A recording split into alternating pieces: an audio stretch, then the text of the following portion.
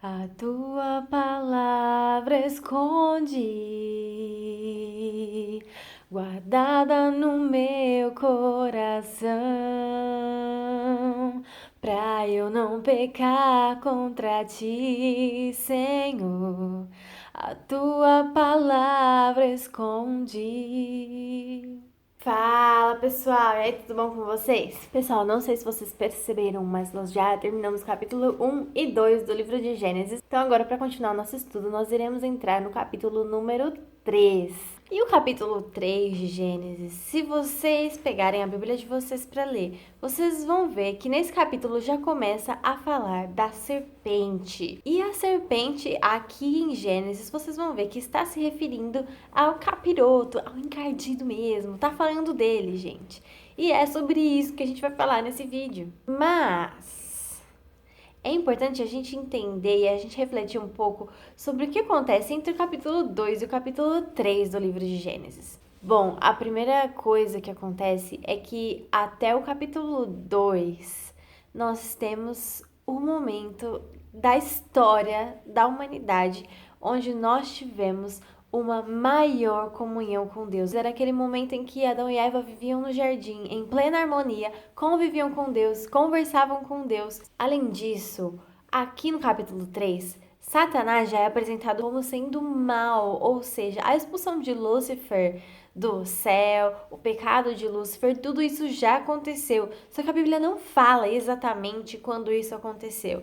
Então, tudo que a gente tem são hipóteses que nós criamos, são especulações que nós criamos, e eu acredito na hipótese que a queda de Satanás aconteceu entre o fim da criação e esse capítulo 3. E eu acredito assim porque se vocês lembrarem, Deus sempre que ele criava tudo, ele falava, e viu Deus que era bom, e viu Deus que era bom, e viu Deus que era bom. Inclusive quando ele criou os céus e a terra, tudo o que há nos céus e tudo o que há na terra. Então eu entendo que se a queda de Satanás já tivesse acontecido, haveria alguma menção no texto de algo que não era bom, mas não há essa menção. Além disso, há trechos que mencionam a presença de Lúcifer ainda como um anjo de luz, como um querubim no jardim que Deus criou no Éden. Ele estava lá. Então, muito provavelmente, ele conviveu um tempo no jardim antes de cair. Então, esse é o pano de fundo do vídeo de hoje. Capítulo 1 de Gênesis fala de toda a criação. Capítulo 2 de Gênesis dá detalhes da criação, principalmente da criação do homem e da mulher a partir da costela do homem. Vai falar do casamento. E até então a gente tem o homem vivendo em perfeita harmonia com Deus. E aí, muito provavelmente, acontece a queda de Satanás e dos anjos entre o capítulo 2 e o capítulo 3. E agora o capítulo 3 é o capítulo mais devastador da nossa história, que é o momento em que nós pecamos. A gente vai falar com bastante detalhes desse capítulo, porque ele tem bastante coisa pra gente aprender. Então vamos começar? Vamos ver o que diz o texto. Ora, a serpente era o mais astuto de todos os animais selvagens que o Senhor Deus tinha feito. E ela perguntou à mulher: Foi isso mesmo que Deus disse? Não comam de nenhum fruto das árvores do jardim? Respondeu a mulher à serpente: Podemos comer do fruto das árvores do jardim, mas Deus disse: Não comam do fruto da árvore que está no meio do jardim, nem toquem nele, do contrário, vocês morrerão. Disse a serpente à mulher: Certamente não morrerão. Deus sabe que no dia em que deles comerem, os seus olhos se abrirão e vocês serão como Deus, serão conhecedores do bem e do mal. Aqui nesse trecho vai falar o momento em que a serpente tenta a Eva a comer o fruto. Lembra que a gente falou naquele vídeo que fala quando Deus diz não? Lá nós vimos que Deus proibiu a Adão e Eva de comerem do fruto da árvore do conhecimento do bem e do mal. E agora, nessa mesma árvore do conhecimento do bem e do mal, ali está a serpente, que na verdade é o próprio inimigo encarnado na forma de uma serpente que está ali para tentar Eva. E o vídeo de hoje, como a gente está falando de um momento em que uma pessoa que conhecia a Deus, uma pessoa temente a Deus, como a gente está falando de um momento em que essa pessoa é tentada, o objetivo meu hoje é que a gente discuta um pouco as estratégias que o inimigo tem para tentar as pessoas e para fazer com que as pessoas caiam em engano. Bom, hoje a gente vai falar de uma dessas estratégias e essa eu acho que é a principal estratégia do inimigo. O que ele faz, e que a gente vai ver muito claro aqui nesse texto, é que ele conta sempre meias verdades, ou muito pior, ele conta uma parte de verdade, mas ele mistura essa verdade com um monte de mentira. E quando você vê aquele pedacinho de verdade, você passa a confiar nele, a acreditar nele, e aí você cai em todo o resto de mentira. Querem ver em que momento isso aconteceu aqui nesse texto? Ainda no versículo 1, tá escrito assim, que a serpente diz: foi isso mesmo que Deus disse? Não comam de nenhum fruto das árvores do jardim? Gente, veja bem, o que Deus disse na verdade foi: comam de todo o fruto das árvores do jardim, só não comam do fruto da árvore de conhecimento do bem e do mal. Então, de fato, Deus proibiu que eles comessem de um fruto específico, daquela árvore específica. E aí, o inimigo pega um pouquinho da verdade de que Deus proibiu que eles comessem de um fruto, mas ele mescla com um monte de mentira. E ele fala: não, Deus falou para vocês não comerem de nenhum fruto. Não foi isso que Deus falou.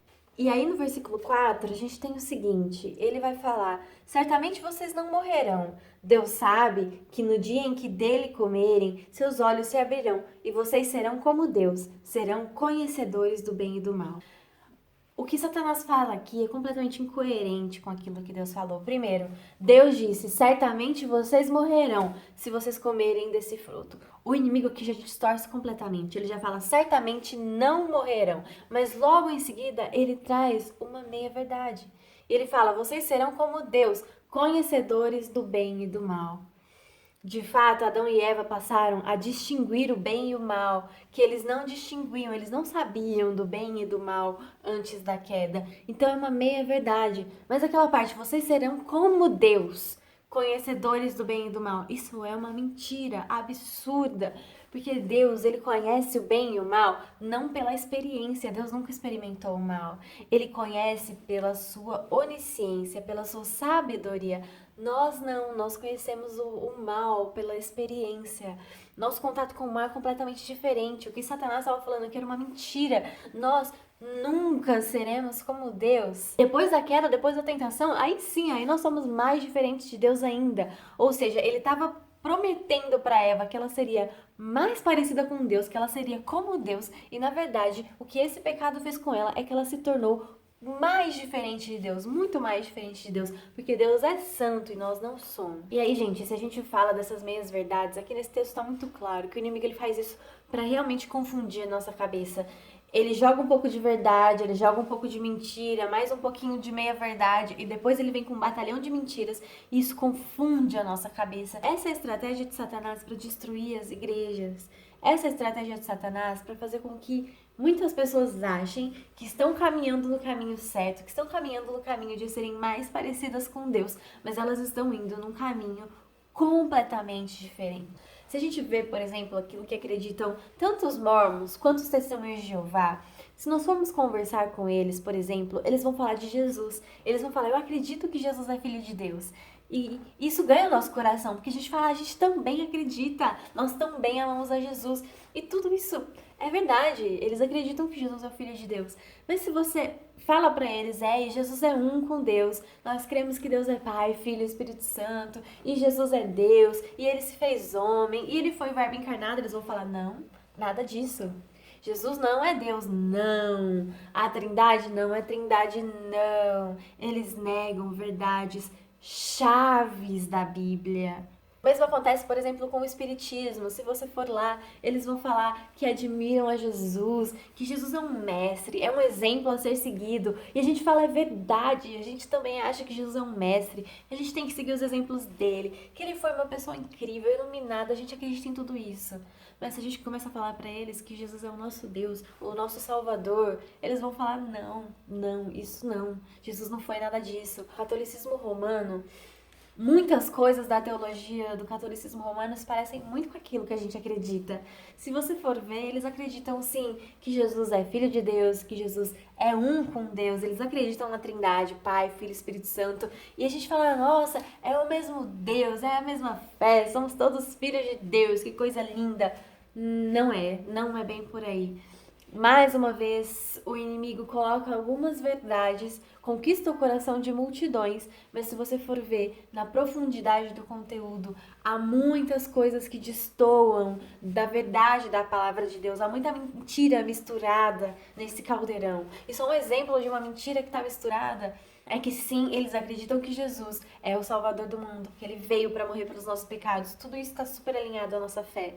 Mas eles acreditam que o sacrifício de Jesus foi insuficiente para a nossa salvação. Que a nossa salvação não é exclusivamente pela nossa fé na pessoa de Jesus. Eles não acreditam que Jesus fez absolutamente tudo por nós. Eles acham que a nossa salvação é pela fé e pelas obras.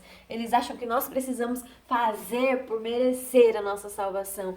Colocam por terra a graça de Deus. A graça de Deus é o princípio de toda a Bíblia, é o princípio da nossa fé. E eles colocam isso por terra quando eles começam a falar de tudo que a gente tem que fazer para conseguir conquistar na força, no dente a nossa salvação. Quando eles colocam, por exemplo, a teologia do purgatório, onde você não foi bom o suficiente para Deus nessa vida e as outras pessoas têm que orar para que você saia desse purgatório. Muitas coisas teológicas que não são bíblicas, e não só não são bíblicas, mas colocam por terra algumas coisas que são chave na palavra de Deus.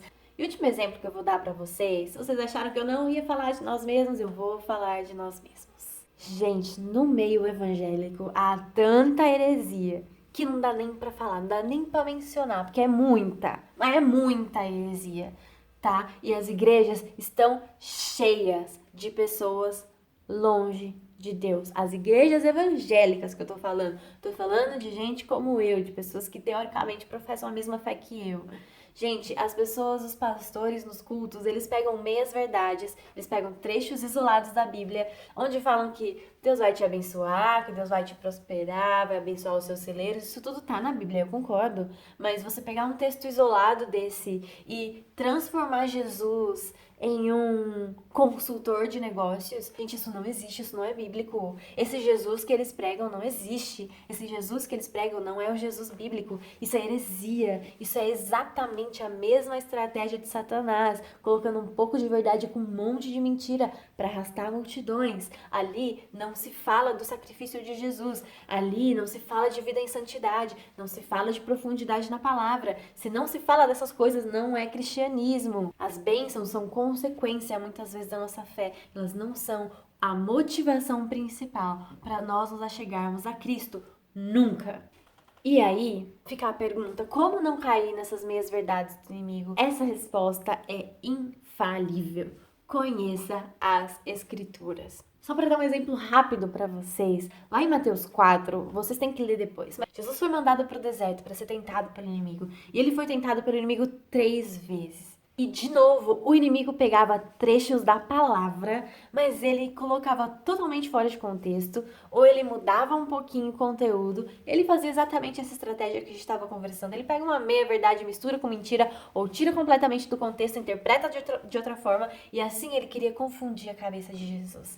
E sabe como Jesus respondia para ele? Está escrito. Sempre Jesus respondia com a Bíblia para ele. Por exemplo, quando o inimigo fala assim: Jesus, se você é filho de Deus, pega essas pedras e transforma em pão. Olha só a meia-verdade com mentira. Jesus, se você é filho de Deus, isso é uma verdade. Agora, pega essa pedra e transforma em pão. Jesus fizesse isso, ele estaria obedecendo uma ordem de Satanás, o que é completamente antibíblico, porque Jesus jamais faria isso. E Jesus olha para ele e fala: está escrito, nem só de pão viverá o homem, mas de toda a palavra que sai da boca de Deus. E aí, só mais um exemplo, na segunda vez, o inimigo fala: não, vai no topo desse monte, se joga lá embaixo, porque está escrito que aos seus anjos ele dará ordens ao seu respeito para te guardar e te proteger. E realmente isso está escrito. Olha só, uma verdade, mas fora de contexto. E Jesus sabia que o contexto desse versículo não era esse. E aí Jesus responde para ele: está escrito, não tentarás o Senhor teu Deus. E por 3 vezes Jesus se defendeu das tentações de Satanás, sabendo aquilo que estava escrito nas Escrituras. E se a gente voltar aqui para o texto de Gênesis que a gente estava estudando, esse foi exatamente o erro de Eva. Eva não sabia o que Deus tinha falado. Se a gente voltar no capítulo 2, vocês vão ver que a ordem de Deus de não comer o fruto, ela foi dada para Adão, quando Eva ainda não tinha sido criada. E o erro de Eva foi não estar 100% informada daquilo que Deus havia falado. Aqui no versículo 3, Eva diz assim: mas Deus disse, não comam do fruto da árvore que está no meio do jardim, nem toquem nele, do contrário, vocês morrerão. Perceba como Eva não sabia exatamente aquilo que Deus tinha falado. Deus não falou sobre não tocar no fruto. Deus falou, não comam do fruto. No dia que vocês comerem, vocês morrerão. Eva não tinha certeza daquilo que Deus tinha falado, porque ela respondeu outra coisa. Ela falou, não, Deus falou, não comam e não toquem no fruto. Olha o tanto que a cabeça dela já estava começando a ficar confusa. Ela não tinha certeza daquilo que Deus tinha falado. Diferente de Jesus, que quando ele responde a Satanás e ele vence a tentação, ele tinha certeza daquilo que estava escrito, ele tinha certeza do significado daquilo que estava escrito. E é assim, com essa certeza, com o conhecimento da palavra, que nós vencemos a tentação do pecado. Que você não caia em pecado, que você não siga uma fé completamente incoerente com a Bíblia por falta de conhecimento. Busque o conhecimento, você vai vencer muitas tentações se você simplesmente souber responder como Jesus. Está escrito, saiba aquilo que está escrito na palavra de Deus, isso vai te ajudar muito a conseguir distinguir aquilo que o inimigo está te falando que é mentira e aquilo que vem da voz de Deus, que é verdade para o nosso coração. Eu espero que você tenha gostado desse vídeo. Se você gostou, dá o seu joinha pra gente saber. Escreve aqui nos comentários o que você achou. Se inscreve no nosso canal se você ainda não é inscrito. E até a próxima. Tchau, tchau!